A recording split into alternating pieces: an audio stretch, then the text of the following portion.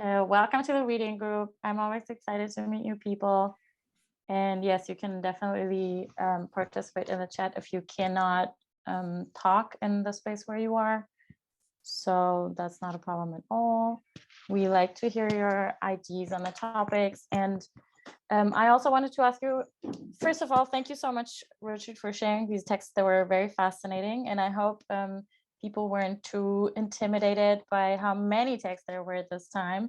I think they were all pretty short, right? So it was fine, except the one book that we shared entirely, but I guess it might have still given you perspective, or maybe you already knew some of it. I don't know. I hope people had the chance to look into it a little bit or read it at least to like get an idea. Some of them were just I was thinking maybe I should have shared them as links, because then it's like easier to just open the tab and get an impression of what is happening. The Kwame Opoku texts are all online and like well designed, etc. So yeah.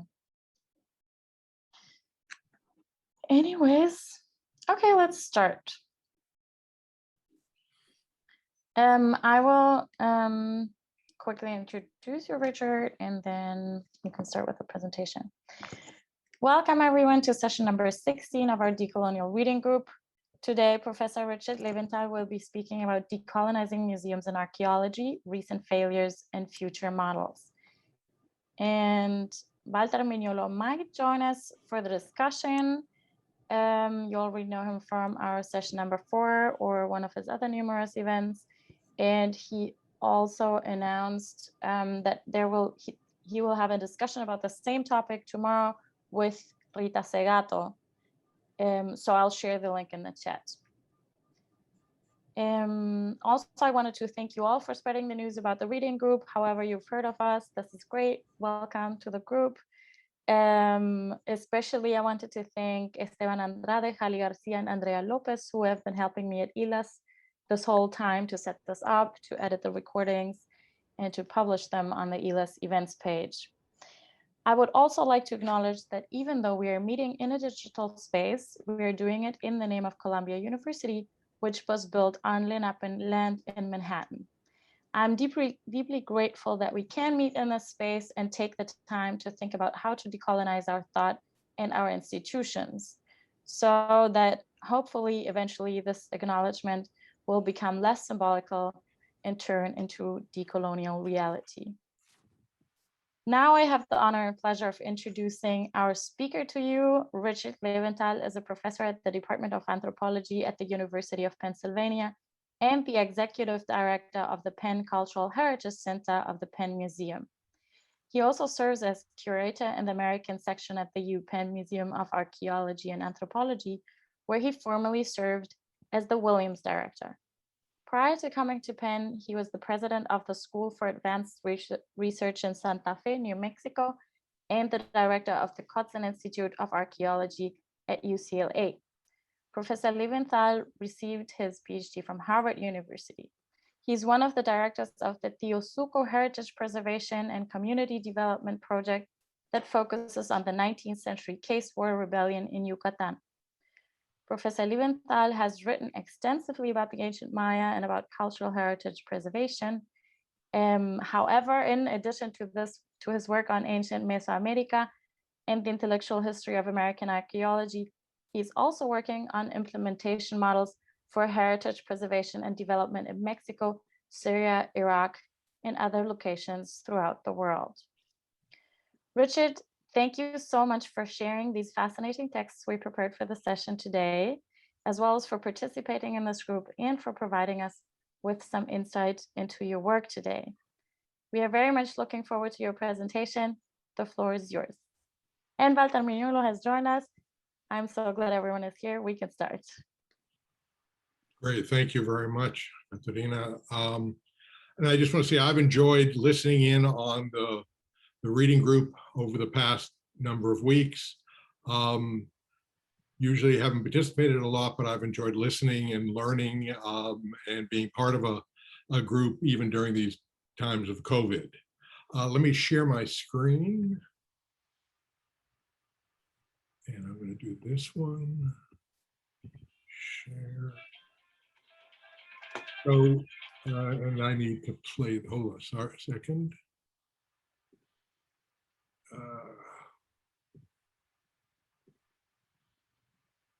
Can you see that without the next slide?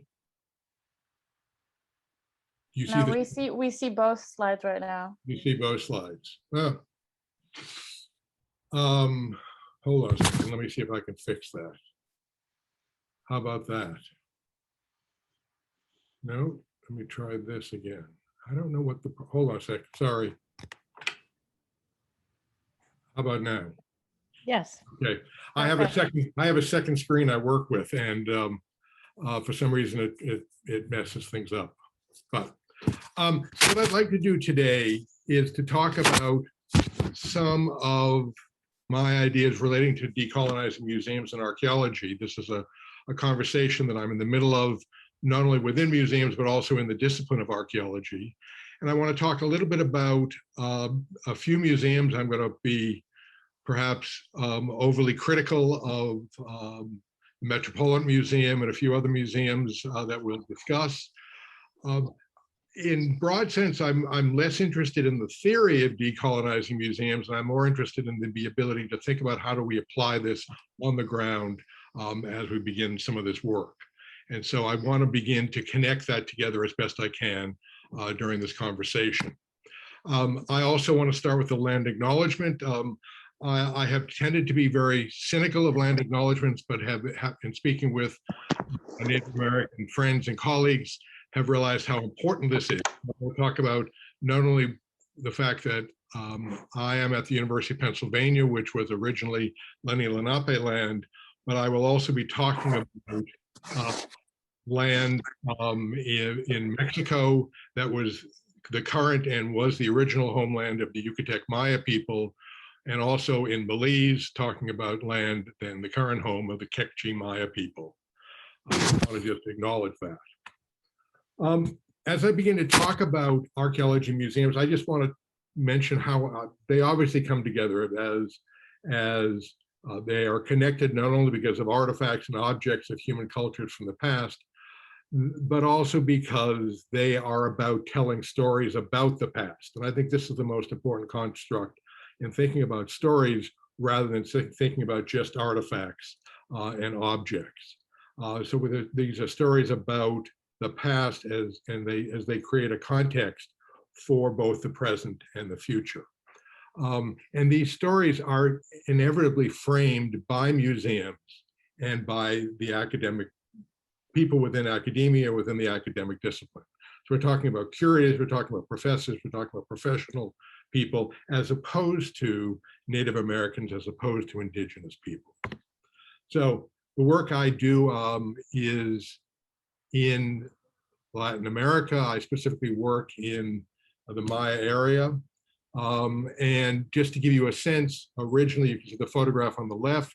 This is an extractor process that was going on in 1931 at a site called Piedras Negras, where here you have a group of Maya Indians under the laboring for American archaeologists or European archaeologists extracting a carved altar from the jungle, probably to be taken to a museum either in Europe or in the United States.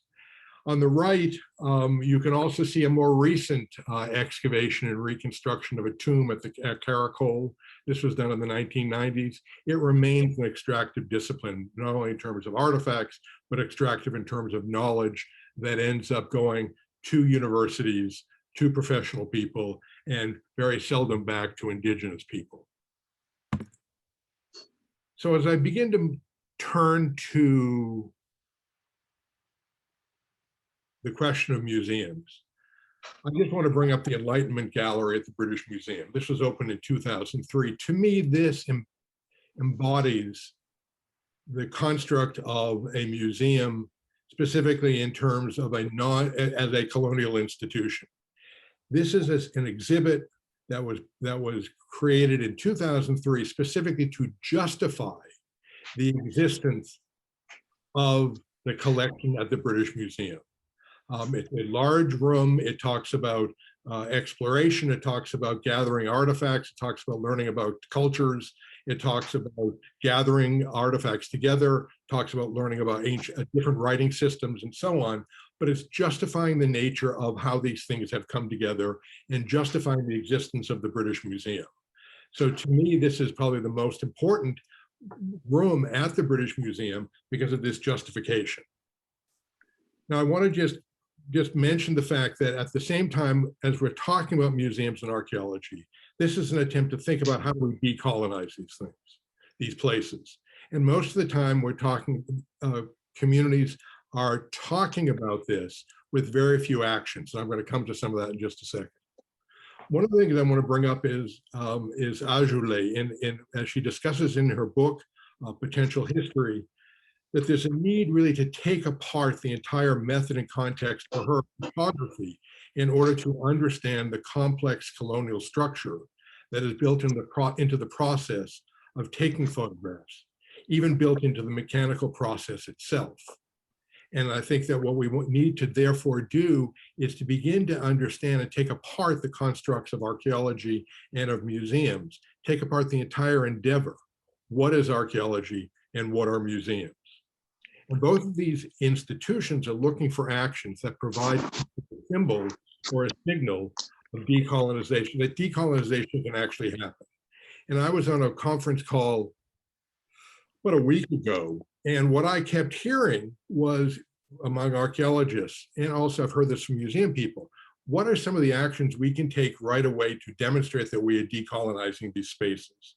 And what's happening over and over again is we're seeing the most simplistic, symbolic, and simplistic frames of actions that actually do not take into account the need to take apart these institutions. It sort of says, if we consult with Native Americans, we're decolonizing. If we return a couple of artifacts, we're decolonizing.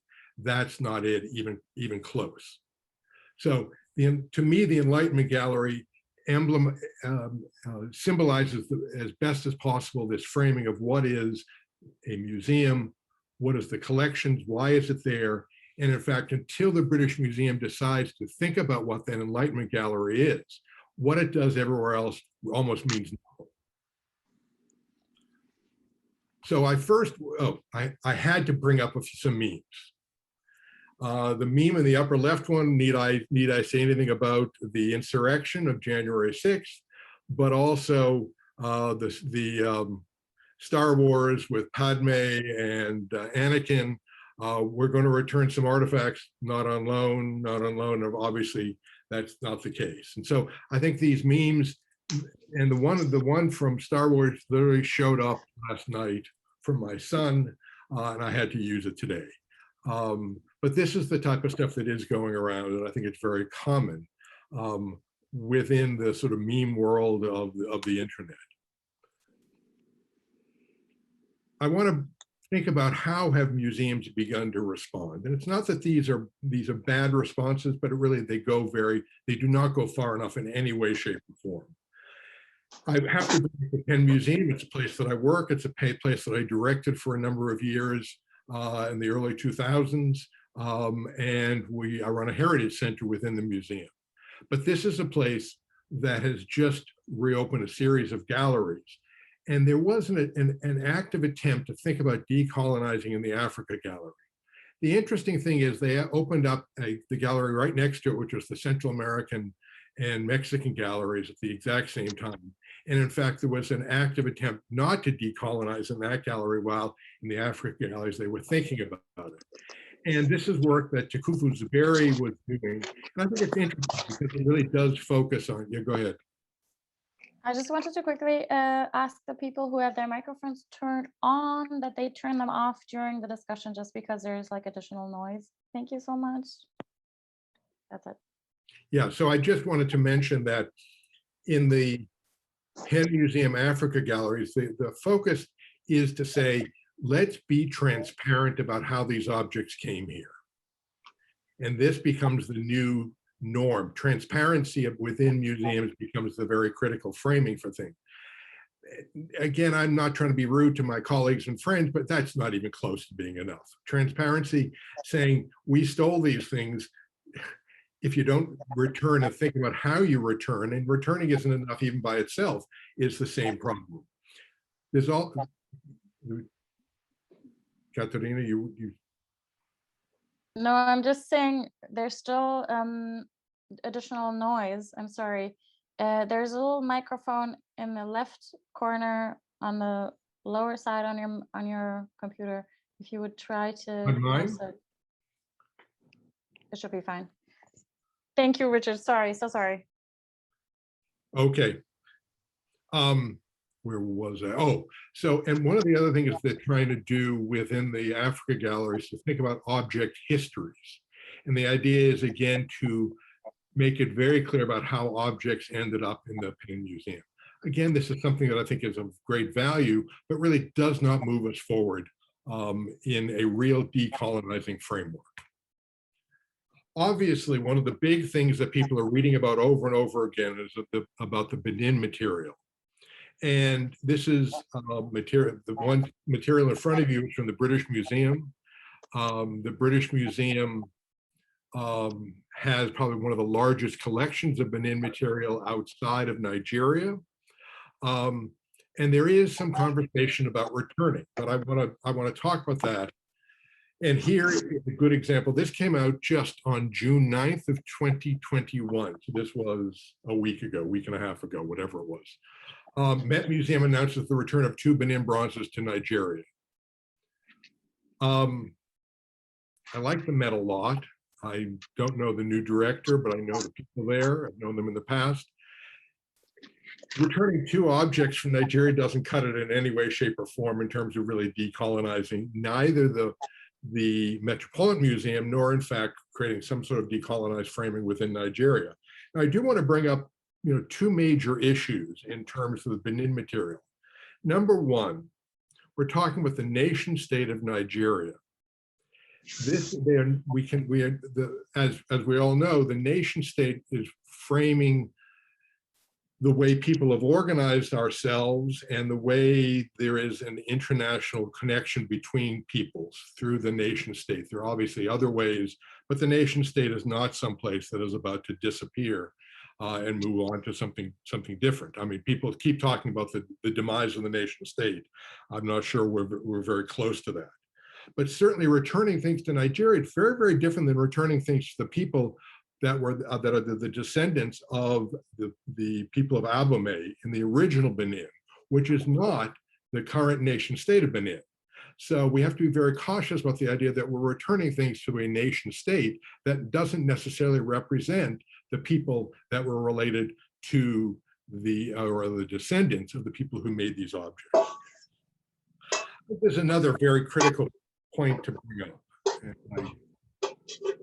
Somebody is making sounds. I don't know. I can't see everybody anymore without my second screen, so I don't know who it is. Anyway, we can. I just asked Ilas to turn off their microphones, and luckily I'm not the host, otherwise I would do it. But I think Acela La Una. If you can hear me, can you maybe turn off your microphone on the side? Se apaga el micrófono en la esquina izquierda de abajo de la pantalla. Nada más con un clic. Donde dice mute. Okay, maybe. Perfecto. Miles de gracias. Ya podemos seguir. Okay, perfecto. Gracias. So the first issue is, returning 2 objects isn't enough. The second issue is returning to Nigeria is, I think, a problematic framing in terms of what a museum can do and what the nation state does, although it does represent this area, it may not necessarily represent the culture. And we see this over and over again. This is something that I deal with constantly in terms of museums and the relationship to a place like Mexico or Belize or other parts of Latin America. Talking about Maya culture, one of the things I also work on extensively is stopping the illegal movement of antiquities around the world. and sometimes working with law enforcement. And when in fact things have been seized, where do you return them? And if this Maya stuff, you return it to Mexico, but that's not to the Maya people. And what is that relationship? The other thing I just want to mention is these are objects that have now been in a museum for more than 100 years, probably closer to 125 to 130 years. They've been removed from their original context, and they're about to be returned to a museum. Wonderful. I'm back. I don't know what was going on. Okay. Thank you so much, everyone, for your patience. There we go. I apologize.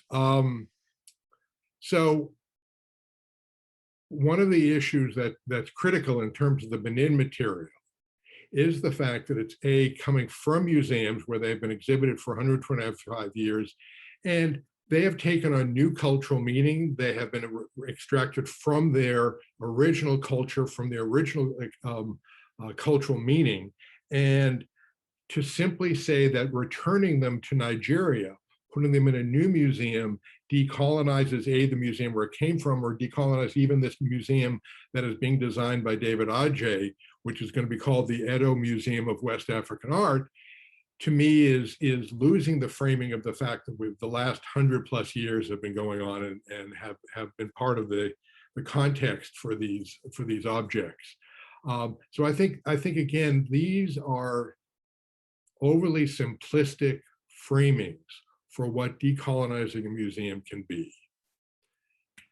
I want to also turn to the Metropolitan Museum just for a second. And they've taken on at the Met a variety of attempts to show and present art, which I don't like to use that word, but to present material specifically related to cultures of the Americas, indigenous cultures.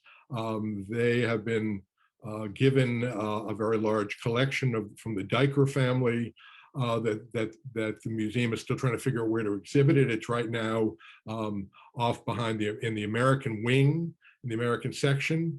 But I also want to show the Great Hall here of the Metropolitan Museum, because you can see the two very large paintings. And these were done by Kent Monkman. And Kent Monkman is a Canadian First Nation artist. He is of Cree ancestry. And he uses art and in many respects the style. I just want to show there is one of them there. You can see within the Great Hall and people being able to see it. And these are the two diptych that he presented.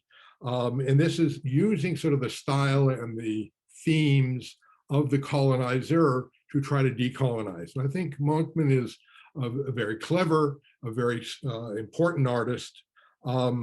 These are called the Wooden Boat People together as a diptych. And the top one there is called Welcoming the Newcomers. And the bottom one is called Resurgence of the People. And the main character in both of these is a fictitious character that Monkman has created called Mischief Share Eagle Testicle, talking about the nature of two spirits, talking the nature of homosexuality, of sexuality, and so on.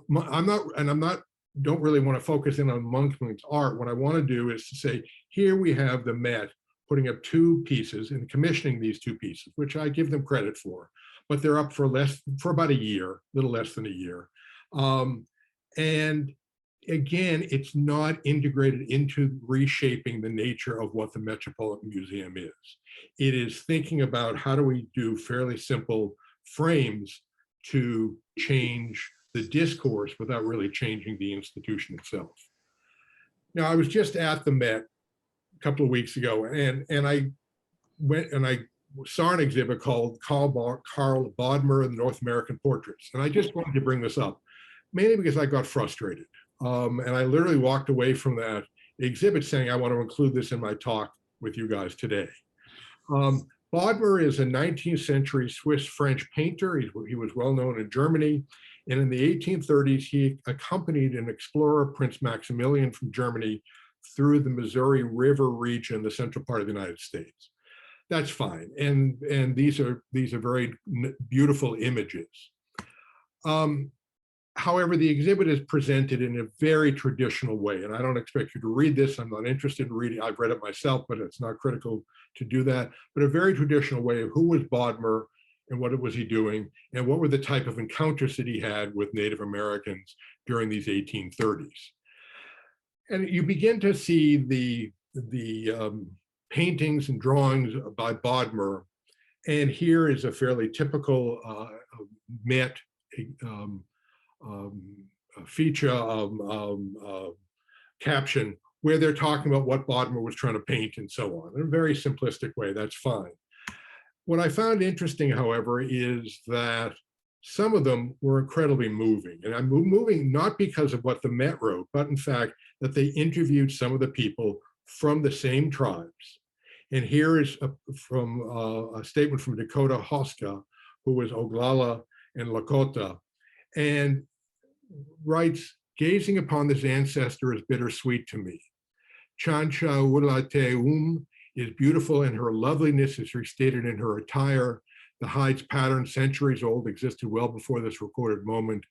Though steeped in tradition, this robe also held elements unique to its owner, affirming her individuality. Longingly, I wish I could touch this robe, smell its smoky warmth, or hear the dress cone sing as Chancha Ula Teum coming of age ceremony and walked along. I wish I could have had my own coming of age ceremony or received such a robe, but things change and indigenous people adapt and survive. Today I would receive a quilt, not a robe, but I would still be wrapped in the strength, tradition, and hope of my ancestors. That's an incredibly moving statement about this one painting. And what the Met unfortunately does is it's too scared. And over again, the Met and other museums are too scared to jump into the construct of decoloniality, to decolonizing, and to actually begin to work with communities. Working with communities is how decolonization is actually going to happen. By taking apart what is the museum, the power of the curators, the power of the framing, and bringing people like Dakota Hoska into the museum in an active sense. It's the nature of relationships that's going to change museums, not an occasional interview like this. This is very beautiful, but they did this 5 times out of 30 rather than really taking an exhibit and going full force. Now, I want to just briefly jump over to archaeology, and I don't want it to go too long. But I think I want to talk about how we begin to take archaeology apart as a discipline. And again, in the past, we've been very focused on this idea of collaboration and consultation. NAGPRA, or the Native American Graves Protection and Repatriation Act, has forced us, and I think in a good way, to think about working with indigenous communities. But collaboration and consultation remains the framing, which is people out of the university or out of cultural resource management define what research projects there are, and then perhaps we might collaborate or consult with local communities. And so again, that construct of what heritage is, the construct of what's important from the past and of these communities is based upon a professional framing of what is archaeology or what are curators, in fact. So in fact, we have to do is look at something like this, where the construct of the preservation, study, and the heritage of the Maya equals specifically the ancient Maya. And in fact, too many of my colleagues are not interested in talking to modern Maya people. They're not interested because the assumption is the great preservation of the heritage of the Maya or the ancient Maya. Well, that's great, but we have to think about tourism. We have to think about visitation that's occurring in these areas. Who gets the money from a place like Chichen Itza that used to get, before COVID, up to 2 million visitors a year? That goes to the Mexican government. Again, it doesn't go to the indigenous people. Perhaps the indigenous people are selling trinkets at the site, and they fight with the Instituto Nacional de Antropología y Historia all the time, INA, all the time at Chichen Itza and other places. But there's also another, fascinating construct, which is when the tourists go to Cancun. In fact, the story that is told is that the great Maya civilization is no longer. It collapsed and is no longer, it does not exist. And in many respects, the story ignores the idea that there are millions of Maya people living in this region, in fact, serving these people, serving these tourists, either in the construction of the hotels or in fact as waiters and as maids and other things in the hotels of Cancun or along the Maya Riviera. So the Maya people today truly fit the title of Eric Wolf's very important book, which was part of the title was People Without History. This is a people today that have been dispossessed from their history directly. And again, usually projects in this region, along with most areas of archaeology, start with an academic archaeologist who wants to frame a basic question and perhaps a location for the study, but there is almost no conversation with indigenous people. But again, if we go back to Ajoulay, we need to start from the beginning to reframe what archaeology is. And that becomes the critical element of asking, in fact, what is the museum and what's the nature of it? Now, I want to do two things here. I want to start and look a little bit at museums and specifically community museums as a possible interpretive framing for what a decolonized museum can look like in the future. And then I'm going to jump over to archaeology, back to archaeology. But I just want to start in Oaxaca in April 2017, when in fact I went to a conference with some of my colleagues in Mexico, some of my indigenous colleagues in Mexico. It was the third intercontinental conference from the Society of American Archaeology. And the interesting thing is the people who had come with me, and you can see on the bottom left, there were four of us, two people from the town of Teosuco, Maya people. They were the only indigenous people at this conference. And this was about the indigenous past of Mexico. And they were presenting, as you can see in the upper right-hand corner and the bottom right-hand corner also. So part of this is the idea that, in fact, Maya people need to and should be able to speak about the constructs of what Maya history really might be. One of the things we did was, in fact, to visit a very strong development in the Oaxaca area of Museos Comunitarios. And this is a very strong movement of communities who are developing their own community museums to represent themselves. And it's interesting, it's not that these museums are open all the time. Sometimes they are, sometimes they're not. But it's about the community that's able to think about this as a museum for how they can represent themselves. And again, this comes back to this idea of decolonizing a museum, how critical it is to think through that framing of it's a museum that represents the people that it represents, rather than curators and professional archaeologists. So here was a museum in the Santa Ana del Valle in Oaxaca, and we were being taken around by both community members, along with a woman by the name of Teresa Morales, who works in the creation of these community museums, has been head of the community museum program in this part of Mexico. One of the interesting things is this is on the main square in Santa Ana del Valle, being taken around. The one area with a very sort of professional museum ethics is when there were ancient artifacts, because INA had to come in and say, you can't have an open vitrine, you can't have things that might be stolen.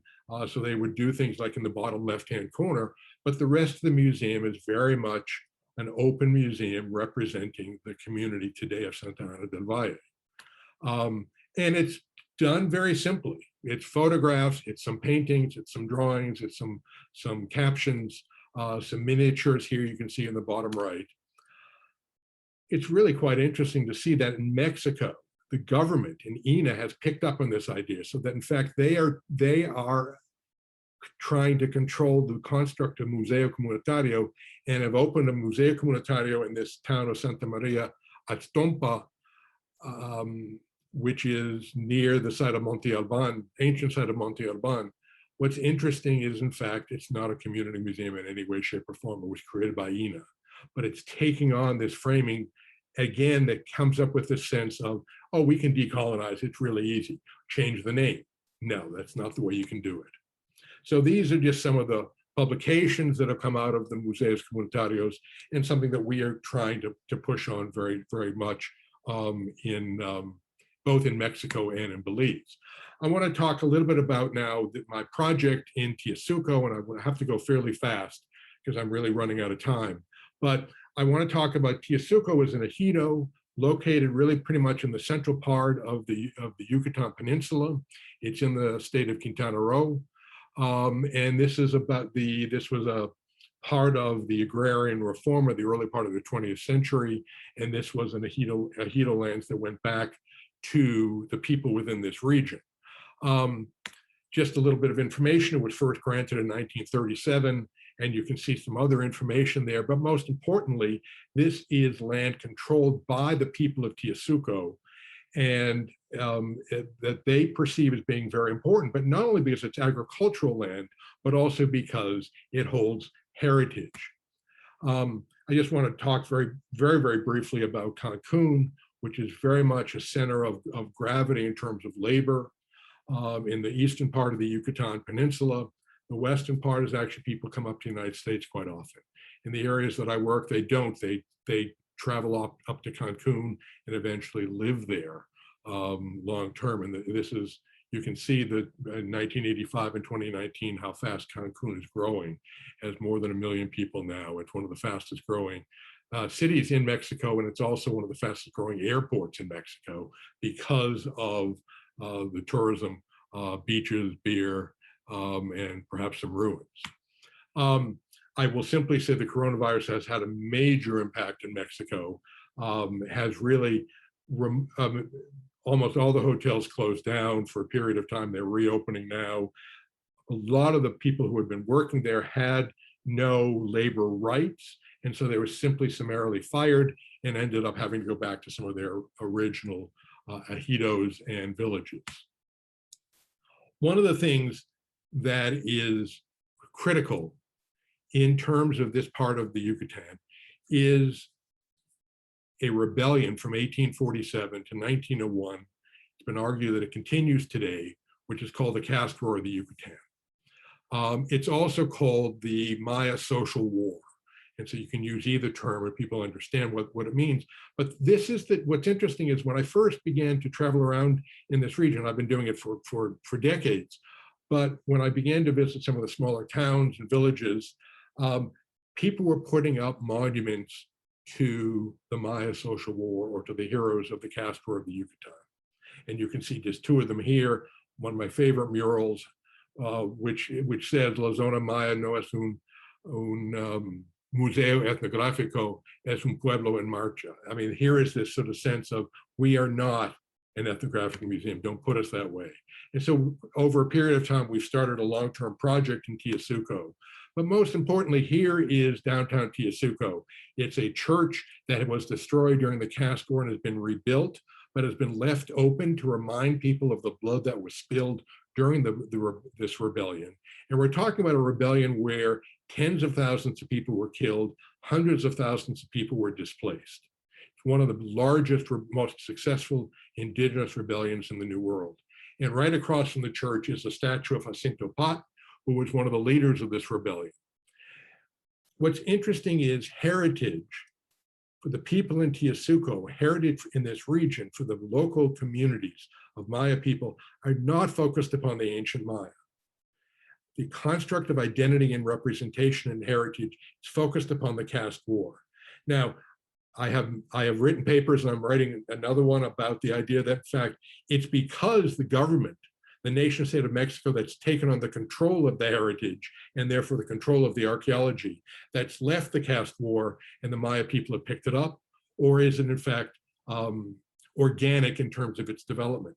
This is something that I'm constantly talking to my colleagues about in Teosuco. But in fact, the project that we are doing is focused very much on the framing of what does the community want in terms of the study of and the framing of the heritage and the preservation of this material. They have been saving it for 80 years. What can we do to help?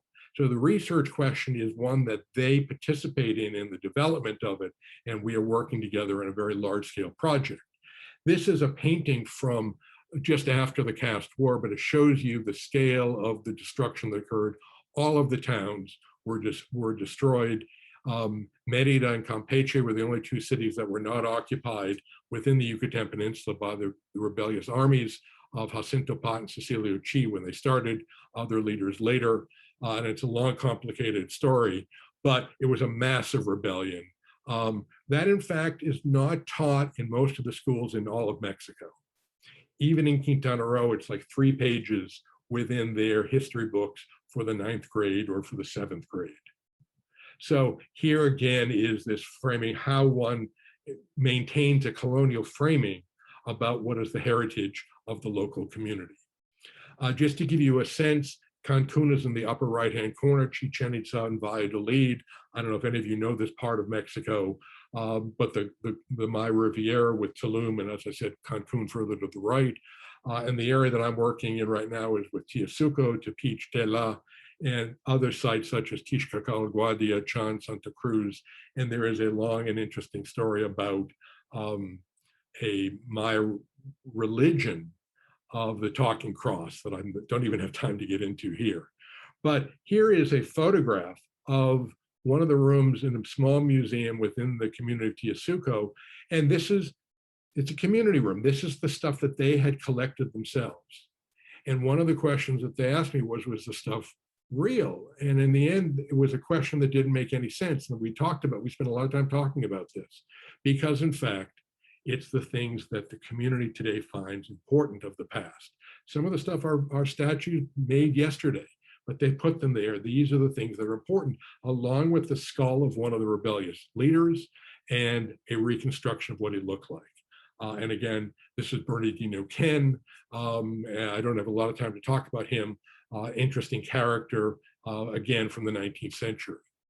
But again, thinking about the heritage in this region and taking apart archaeology, the questions and the nature of heritage coming out of the community really focused on the 3 leaders of the caste war, Jacinto Pat, Bernardino Ken, the 4th one, Manuel Antonio I, and Cecilio Chi. But again, defined by the community. It's a very large-scale project that we're focusing on with the community, archaeology, oral histories, archives, and so on. And part of this was defined by the community, part of this list, and it does change. Some of the work is being headed up by people in the community. Some of the work is being headed up by people from the University of Pennsylvania. It's an ongoing process of who is doing what, when. This unfortunately has stopped because of COVID and the inability, due to very, very poor internet access in the town, for us to have a lot of Zoom meetings, almost none, WhatsApp at best. The work is extensive, and this is the ejido, and all those, whether it's green squares or whether it's the red squares for haciendas or other things, this is the community as they define it. And we have gone out and looked and created this type of a map, but it's a map that also is being revised and to be thought about, how do we best represent space to Maya communities, within Maya communities, and we're changing the construct of how this map even is presented. This is some of the stuff that's out in the jungle. This is the Hacienda of Jacinto Pat. This is kind of like Mount Vernon to the United States. This is one of the most sacred spots for this community of Teosuco, and that they've been preserving it, and they've asked us to, number 1, record it, and then number 2, how to best preserve it, and we're working on that. This is a church, an abandoned church out in the middle of the jungle. Again, we are working to figure out ways to preserve it. It is still a sacred location. When people go there, they still go to the altar, they get on their knees, and they are praying, and they are leaving offerings. This is a sacred location for them, not necessarily for the Mexican government. And that's another long story. Even in Teosuco itself, there are remnants from the caste war of very wealthy people's houses, hacienda type houses that were there. And we are working up a registry of these types of buildings within Teosuco, working on oral histories. Marcelina Chancanche, the woman in each of these photographs, young woman in each of these photographs, is working with us and heading up our oral history project, as well as our photographic rescue project. Trying to put out publications for the community. The history of the caste war on the left, done both in Mayan and in Spanish. On the right, historic photographs of Teosuco, that we're trying to produce. In fact, we're producing volume number 3 as I speak, and we'll hopefully take that down in July. And then a small museum that we put up with the community there of photographs and of artifacts and other things, and thinking about what a community is, what a community museum is. Let me just very quickly jump over to Belize. Belize is a new project. I've worked there for many, many years.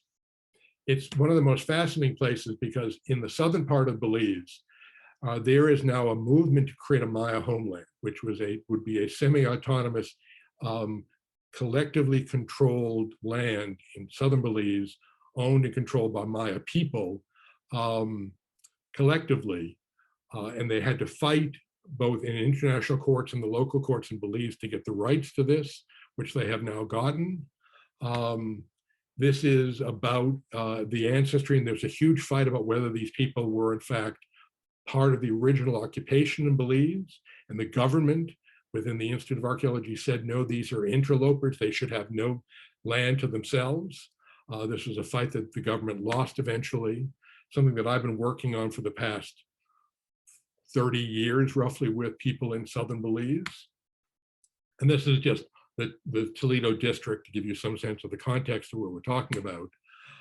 And with this homeland, they came to me and specifically said, we want to think about what a museum could be within this homeland to define who we are, to find for ourselves who we are, and maybe also bring some economic value to the framing for the people within this new homeland. And so the village, of Indian Creek, population 600 maybe, has been identified as the place for this community museum. There's an ancient Maya site there that I excavated 40 years ago, and it's called Nimlipunit. It's got a ball court, it's got some ruins, it's got some carved monuments. Here I am excavating a tomb back in 1980 something or other. But this is also a place that cruise ships go to. But the sense of the cruise ships going, again, it brings absolutely no economic benefit to Indian Creek and to the indigenous community. It is completely separate. This idea of tourism and local development is completely divorced from one another. And you can see that people love going to see the site, but from the site, they really do spend no money within that community. And so there's been a long conversation about how do we begin to create a museum that is both for the local community as well as for tourists potentially. I just want to mention on the bottom left are 3 people that you can see. The man speaking, Filiberto Panados, the man on the right, Pablo Mies, and the woman on the left, Christina Koch, are the leaders on this homeland movement.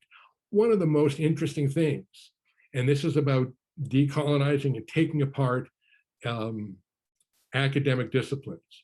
A year and a half ago, just before COVID, in the October before COVID, which would have been October 2019, they had a conference where they said, if you have done archaeology or anthropology in southern Belize, we are having a conference where you will tell us what you have been doing. You will come and report to us and give a paper if you want, but you have to tell us what's going on. So this is not a conference of the American Anthropological Association or something like that. This is a conference of Maya people saying, you've been working on us, either our ancestors or us, you must come down and present, which was one of the most interesting, fascinating conferences I've ever been to, because it was required that we speak to Maya people. These happen to be people I've been working with for many, many years, but most anthropologists, most archaeologists don't speak to descendants of Maya. And then in Indian Creek, I've had some preliminary meetings with the village council and with the alcalde, and you can see the photograph on the upper left. And it turns out that they have said, we want to do this with you, but it's going to be an incredibly elaborate process to bring everybody together. And I'm hoping to go down and restart this. Obviously, COVID forced the lack of movement with this project. And now I've got most of the money for it, and we're going to go down. But it is going to be a 1-year process of discussion about, from them, what do you want of this museum? How do you want to do it? What does it create? How does it get created? And so I just, in ending, I just want to say to think about 2 things. Number 1, in terms of decolonizing both museums and archaeology, we have to take them apart. And in taking them apart, we have to think about how archaeology cannot be based upon the questions that I alone ask, but must be based upon questions in things of interest, heritage of interest that the communities bring to the forefront. These must be bottom-up models of what heritage is and what is important in heritage. And the more that museums or curators or archaeologists are defining what is important about the past, the less we are able to decolonize those institutions, whether it's a museum or archaeology. We also have to think about museums of the future, which I think are community museums, but even the larger museums like the Metropolitan Museums must be museums that represent New York, that represent the United States. And I fight with my friends who are at the Met or other museums, because what I'm saying is the future of museums is not about how many artifacts you own or objects of art you own. In fact, you can give them all back. But if you have a good relationship with museums of indigenous people around the world, whether it's Africa, Latin America, Europe, China, I don't care, you can borrow objects. You can borrow objects for a long time. And I work extensively with museums in Italy. And Italy will say right now, you can't borrow for more than 10 years, maybe 15. But in fact, what they've said is if you begin to treat us right, we'll loan you objects for 99 years. So you can have permanent galleries going up. And what the problem is that museums will return 2 Benin objects out of a collection of hundreds of Benin objects because they're just too scared to think about what a museum is of the future. Because museums today are about ownership, maybe stewardship, but stewardship with ownership, and not about thinking about relationships and about the growth and development of communities around the world. So I think both museums, large and small, must be community-based. And I think archaeology and anthropology needs to get taken apart into a framing where, in fact, there is a conversation about what research questions there are and about the nature of what is important in terms of heritage and preservation. So I will leave it there. Thank you very much. And I'm going to stop sharing and leave it at that. Thank you so much. This was amazing and fascinating. And we have half an hour for the discussion, so everything is fine time-wise. If you allow, I will ask the first question to get the discussion going. And I was actually thinking about this while reading the text already, because some of them were talking about, you know, this argument that we need museums for democratization of this access to see all these objects. And then I was obviously thinking the democracy in this case is only meant for Western people who live in the cities where these huge museums are, and then they maybe have access, which has always been the case with democracy, right? Democracy has always been a privilege of the few, even in Greece when it was invented, and it's always on, like, it always is built on the costs of the other, and then the other has to be created so that this freedom or these privileges can be lived by the people who do not have to do the housework, or who do not have to, you know, like struggle to survive. So in this, and then I was also thinking about like how museums have to become more local and have to represent the history of the place really and be community based. So it would be a place where you could travel and then visit the community and get to know them, right? But then also my question would be about traveling, because that too is a privilege of the few and of the people who have the visas right now.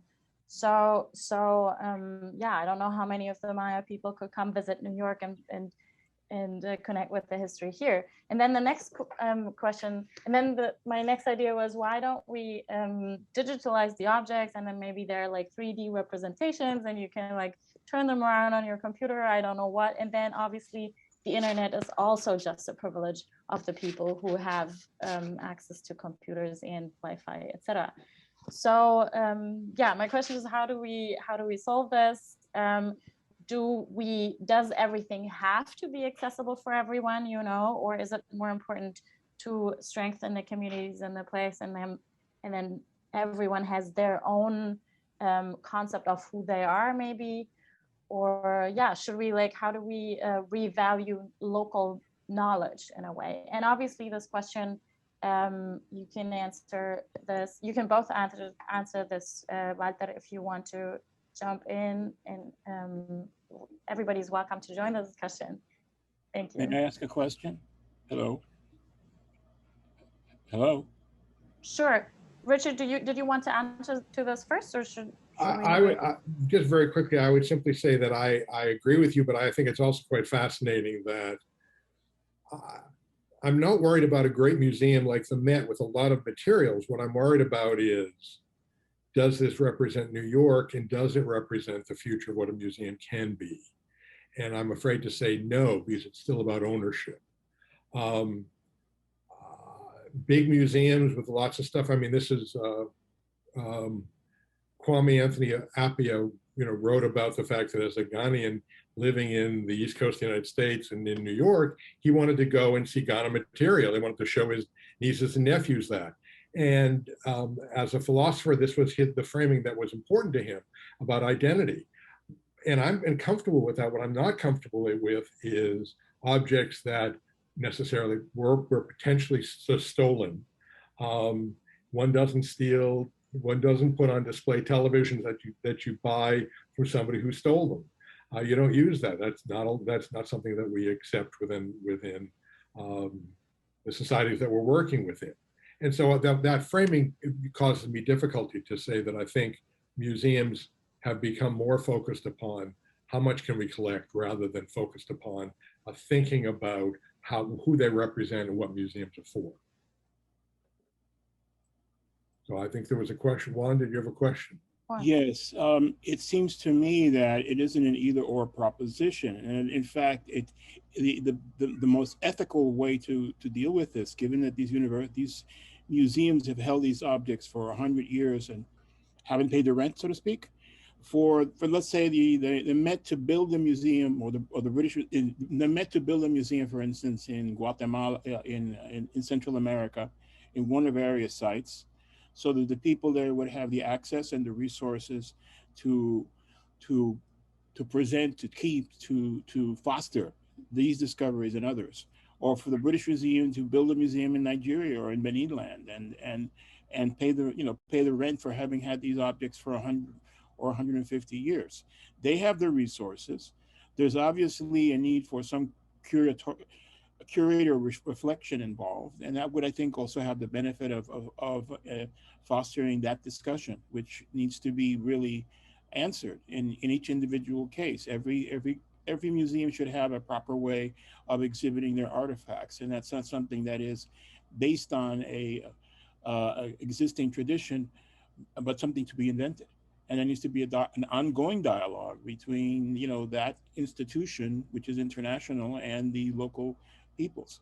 So I would suggest that local museums be built and paid for by these great museums as mecenas. Those are community museums. I would agree with you 100%. I mean, I think it is trying to change the nature of not whether a museum is viable, but whether in fact what supports the framing of a museum, which is the purchase of objects, becomes the things that are maintained over a period of time. If you in fact build a museum in Guatemala, my argument is, let's not assume that a museum in Guatemala has to be focused on the ancient Maya culture. If we start out saying that, which is what my colleagues tend to do, and even a lot of Guatemalans start there, I'm comfortable ending there, but I don't want to start there. I want to start there and say, what do the Guatemalans want to represent as heritage and the nature of their history that they want to celebrate? And this is the same thing that we're debating, I mean, in the United States. I mean, whether it's, if you go to Independence Hall here in Philadelphia, Most recently, they have put up a monument called the President's House, which is where Washington and Adams were, as the first presidents of the United States, lived. But for the first time, they acknowledged that Washington had slaves, and they demanded, the African-American community of Philadelphia demanded that that monument list the slaves and talk about slavery. And in fact, in the excavations of the President's House, they found some of the initial slave quarters that were in the basement. And in a juxtaposition, those slave quarters are located, I think it was 5 feet physically under the entrance to the pavilion that holds the Liberty Bell. So here you have this coincidence of the slave quarters that are now covered over by the pavilion of the Liberty Bell. And all I'm trying to say is, it's not that I want to destroy museums, but rather I want to change the nature of how museums identify themselves so that they are community-based, number one, big or small, but also the fact that we get away from this idea that great museums own objects from around the world. They can borrow objects from around the world, and people are very comfortable to do that, as long as the Met is not seen as this museum, which is what happens with Italy, where they say, screw you. I mean, Italy says, screw you. All you want to do is take our stuff. You still buy objects from Italy without asking us whether they were stolen. So I agree with you completely, but it is about starting from the ground up rather than from the top down. But I would argue that's the same in how we have to change archaeology and anthropology. So you would follow the dictum, let's say paraphrasing Che Guevara, 2, 3, many museums.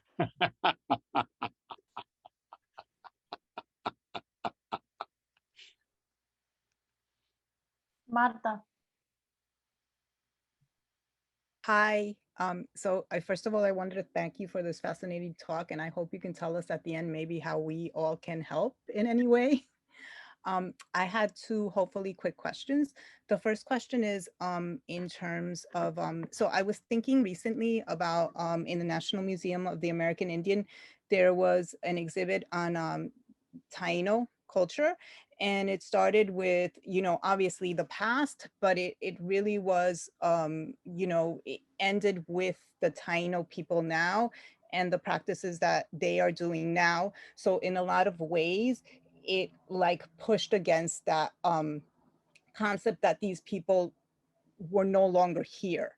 And so in that way, I think it was pushing against it was going against erasure. So that was my, like, do you think, my first question is, do you think that would be one thing that museums could do to decolonize?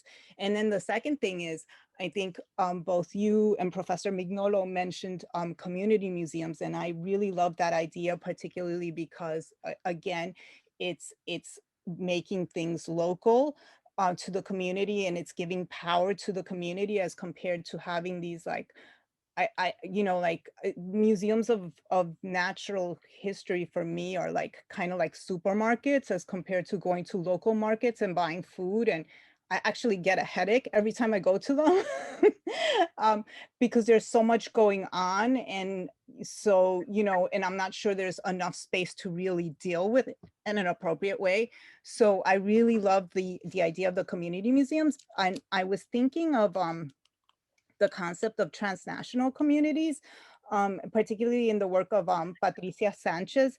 And she basically, like, I mean, it's basically, the concept is basically that, I mean, you could be an immigrant and you could live, for example, here in the United States or somewhere, but instead of being connected to the quote unquote community you live in the United States, you're connected to a community, you know, from your parents and so on and so forth. So I guess my question is, in a certain way, is there ways to make the community museums like accessible to transnational communities that might be connected to those areas? So those are my questions. Thanks. Thank you very much. Let me just actually jump over to the National Museum of American Indian, which is, you know, one of the most important museums on the Mall in Washington. because it's one of its primary goals is to say, and they say this overtly, we are still here. And the people who started it, when you go back to people like Suzanne Harjo, Walter Echohawk, and others, one of the, I mean, it was both to be able to say that, but also to then say, not only are we still here, but our culture remains vibrant, our culture remains active, and it's very important. This, I don't really have time to go into this in great detail, but one of the early exhibits, when it first opened, they did a series of sort of small exhibits from communities all throughout the Americas, from indigenous communities. And it turned out that although these were sort of community developed exhibits, they were quite boring. And even the indigenous people acknowledged that they were quite boring. And part of the problem is when you get a community and you say, well, how do you want to represent yourself? And it's any community, I don't care who it is. The community tends to pick the things that they're not fighting about. And of course, what's interesting about communities is in fact what we all fight about. I mean, what I find fascinating in the United States, I mean, is what are we fighting about today in the United States? We're fighting about issues of the same things we are talking about. It's about identity and representation. And if you don't bring that into that museum, then you end up with a sort of very simple, almost sort of vanilla flavored construct of what's there. So this is one of the problems to think about, is that you want to talk about where the fights are in the community and why those fights are there. And that's sometimes difficult for communities to acknowledge in an overt way within a museum. But I think that National Museum is so critical. I think the idea of transnational, community museums very much, I mean, certainly where I work in Mexico, and I would argue that there are transnational museums in the United States of various groups, that whether it's some of the national museums on the mall or even some of, I mean, there's a Polish American museum here in Philadelphia that's a hole in the wall. I mean, it's literally, it was 2 rooms the last time I looked. It may be bigger by now. That was a number of years ago. But this was representing the Polish American community, and it is not, in fact, just people in Philadelphia. It is, in fact, this sort of transnational connectivity that one talks about. So I think the idea of museums that represent people and are actively connected to people on a transnational level, very much part of what the future can bring. But again, it has to be brought only when I think museum people are comfortable changing the framing of who's in charge. Curators, and I'm a curator, curators like to be in charge, like to say, this is the story that must be told. And when you begin to take that power away, curators get nervous, but that's when you begin to bring people in to talk about what the stories really are about the past. And by the way, in no way am I arguing that I don't have a right to tell a story about the Maya people of Teosuco or of Southern Belize or of the Maya people. It's a question of multiple stories that can be different, that are evenly presented in ways that say, here, these stories represent this community. And it's not one. And this is kind of what we're fighting over. What was Trump fighting over? Trump was saying, this is the story that I know of the United States, and therefore it must be the story that everyone knows in the United States.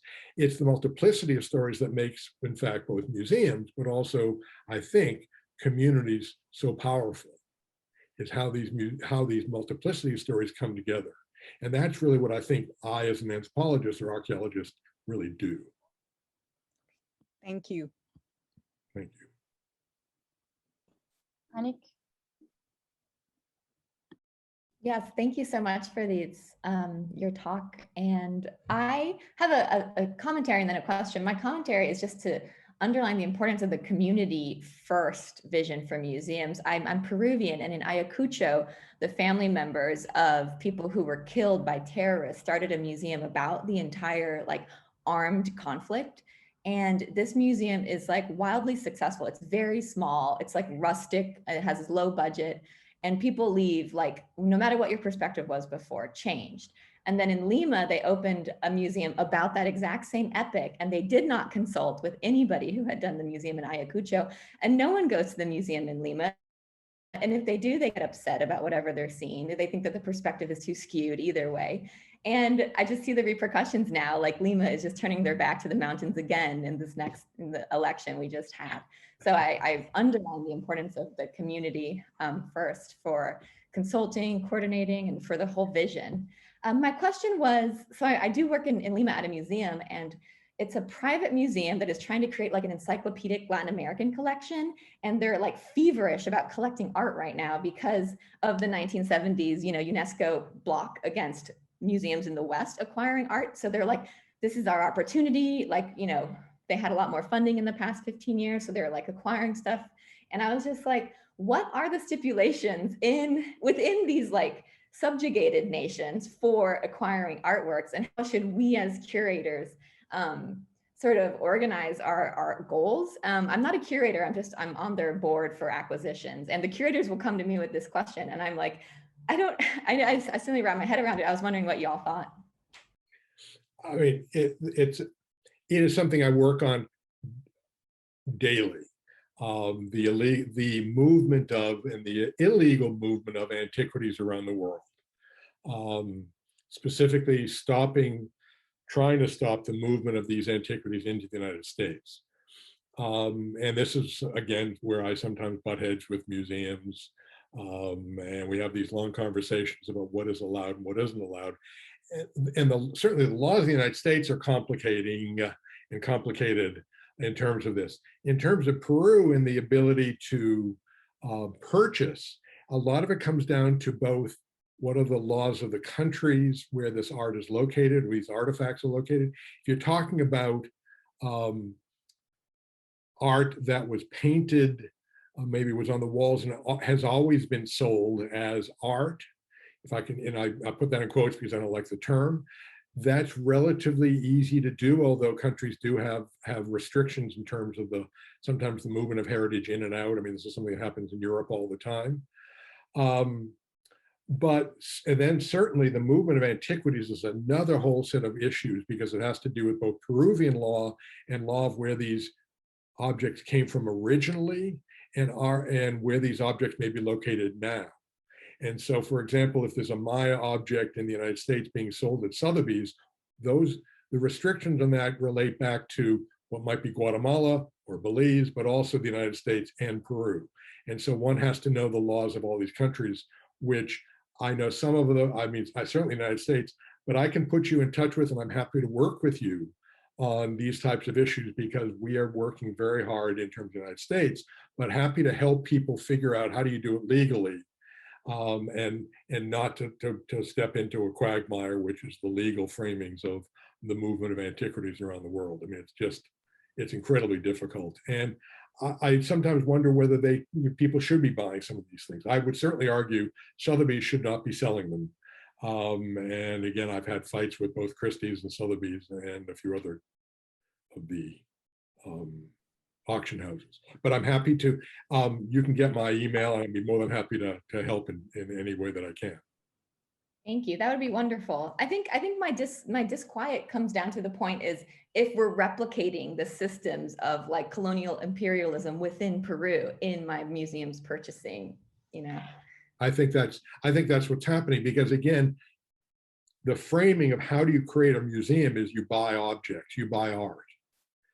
And if you start with that, that's where I think, and excuse me, I'm not trying to be mean to your museum. I think that's where you fail at the very beginning, and then the failure just continues all the way through, because the model is a model of I would argue, of the Enlightenment and of the 18th century, maybe 19th centuries, and it can no longer be a model for the 21st century. So the ownership of objects has to change. Beatriz, you have to turn on your microphone first. Wait, I can do it. Yes, thank you.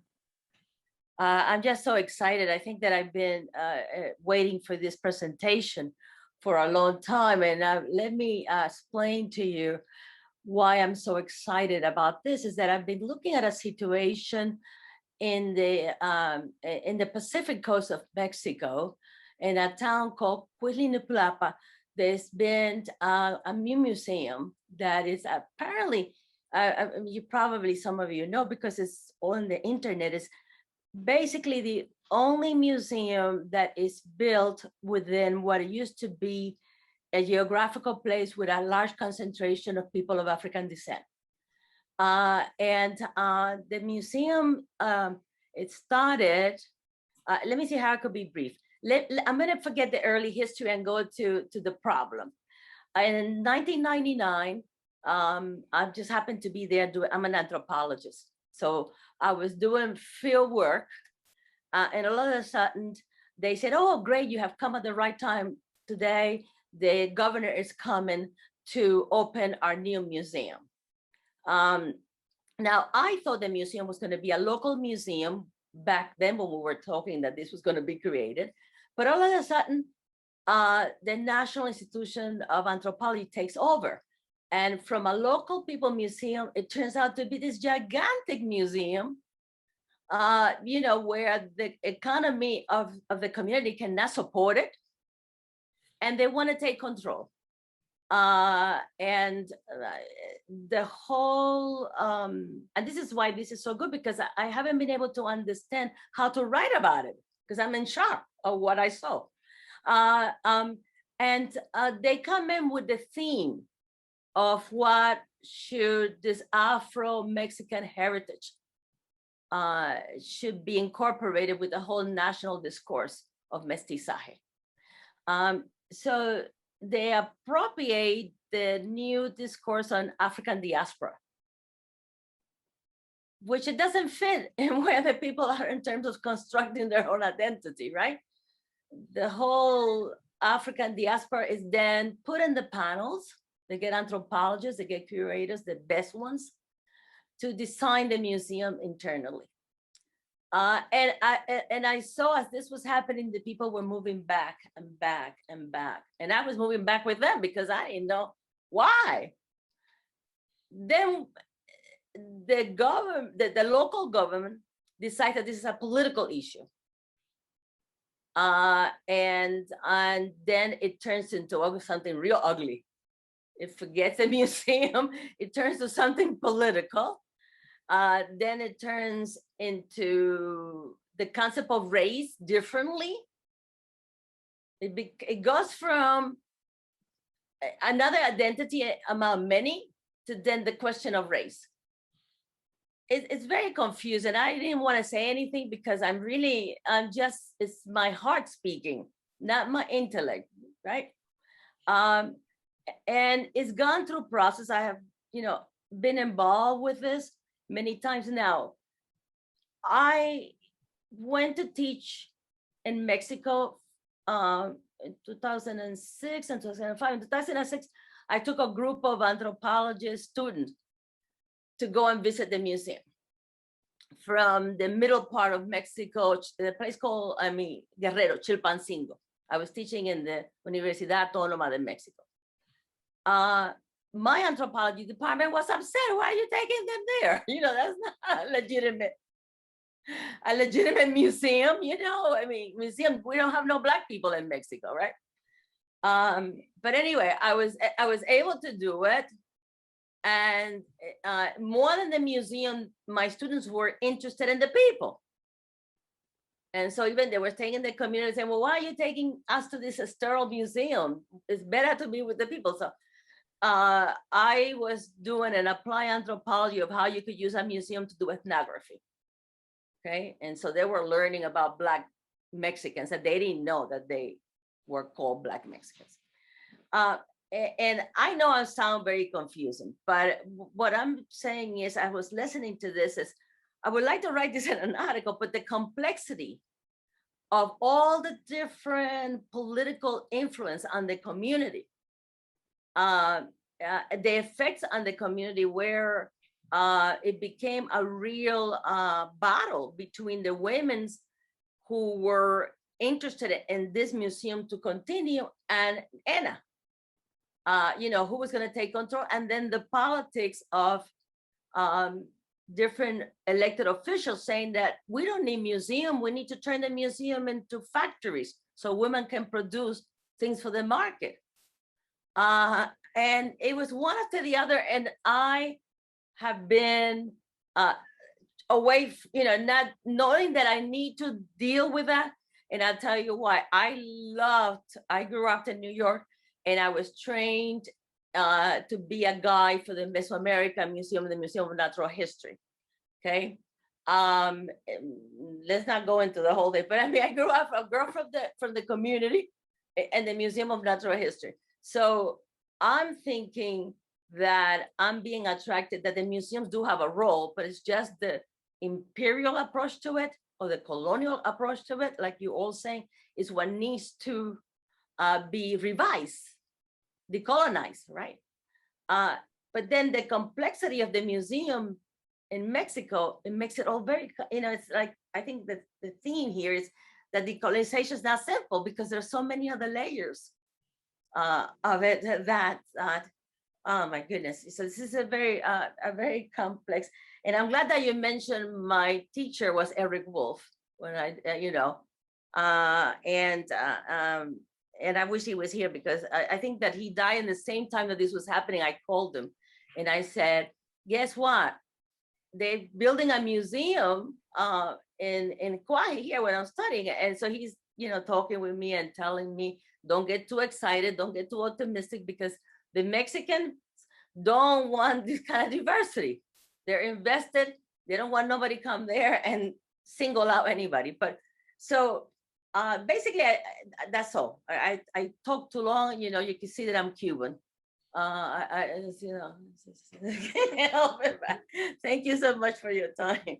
Let me just say very, very quickly that even in Teosuco, where I work, the Mexican government creates structures in order to control the story of the caste war. That it's an ongoing process of politicization of a rebellion of the past, that the Mexican government works extremely hard to try to control and to domesticate it, so that it becomes a rebellion not against Mexico, but in the creation of Mexico. And it's really quite fascinating, because this is a rebellion after Mexico exists. And it's during the, and before the Porfiriato, but it's this time period specifically is when Mexico exists, and the government of Quintana Roo works very, very hard to control the story. And one of the problems that I have is, as an outsider coming in, there are certain restrictions, and Ina works very, very hard to make sure that I don't do certain things and that I do certain things. But that's a whole process of political colonization that I think continues. And it's I think it's very similar to what you're talking about with this museum on the Pacific Coast. Thank you. No, thank you. Thank you all so much. I think we have reached the limit of our time. This was a wonderful discussion. I don't know if someone wants to say something urgent, now would be the last chance. If not, I recommend you all to see Walter Miñolo's talk and Rita Segato's discussion tomorrow. I will share the link again via email. And also I would like to invite you all for our next session, which will be on June 29th, session number 17 on human rights before and after the human, with Fernando Rosenberg from Brandeis University. So this was incredible. Thank you so much, Richard. I really think this is exactly what we're doing this reading group for, and I'm so glad we could build our little reading group community. Thanks to all of you, and I hope I'll see you soon again. Thank you so much. All, and happy to talk offline with people. Perfect. Thanks. Thanks. Un placer.